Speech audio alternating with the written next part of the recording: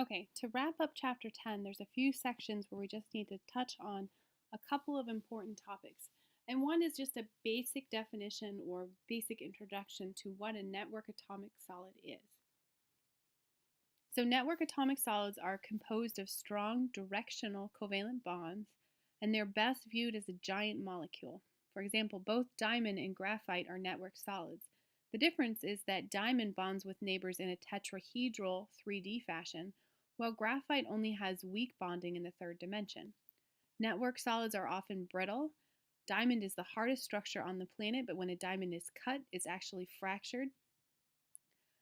They do not conduct heat or electricity, and typically they're carbon or silicon based. So diamond and graphite are both network atomic solids, and the key is that there are directional covalent bondings. And the properties of the different types of network atomic solid depend on the way that those directional covalent bonds work. For example, and I'll repeat it, diamond is in a tetrahedral shape, whereas graphite, the third dimensional bonding is very weak, which makes it more of a layered. Finally, in section 5, it talks about semiconductors, and there's two main types of semiconductors. You can have an N-type semiconductor, and that's a substance whose conductivity is increased when you dope it, and by doping it is adding atoms that have more valence electrons than atoms in the host crystal. So an example there is an N-type silicon with phosphorus. So this is an atom that has more valence electrons than the host. But you can also have a P-type semiconductor, and that's a substance whose conductivity is increased by doping it with atoms that have fewer valence electrons than that of the host. So the P-type example here is silicon that's been doped with aluminum. Pure silicon is structurally similar to diamond, but semiconductor rather than an insulator. You can increase the conductivity at higher temperatures and also by doping it with other elements. Ionic solids is talked about in section 7. Ionic solids are ionic compounds at room conditions are generally crystal lattices of alternating cations and anions. Ionic compounds are represented by empirical formulas because they don't have discrete molecular structures. They have high melting substances held together by strong electrostatic forces that are existing between the oppositely charged ions.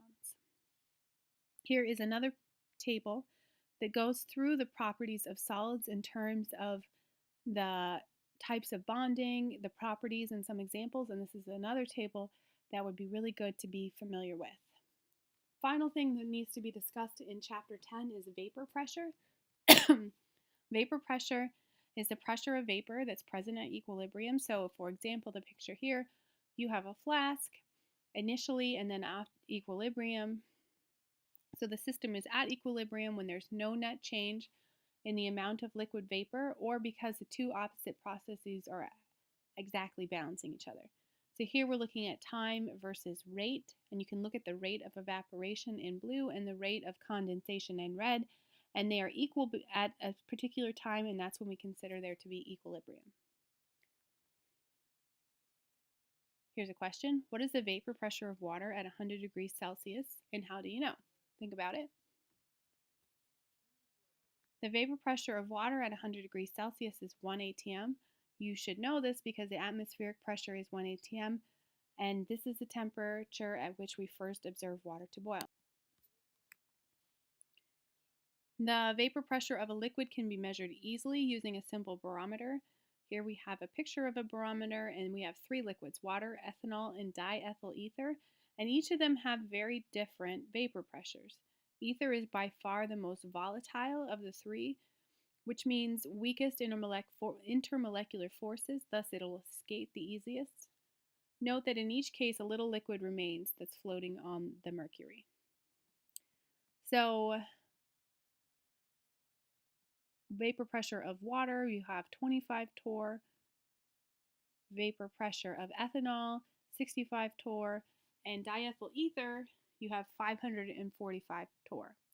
Liquids in which the intermolecular forces are large have relatively low vapor pressures, for example, water.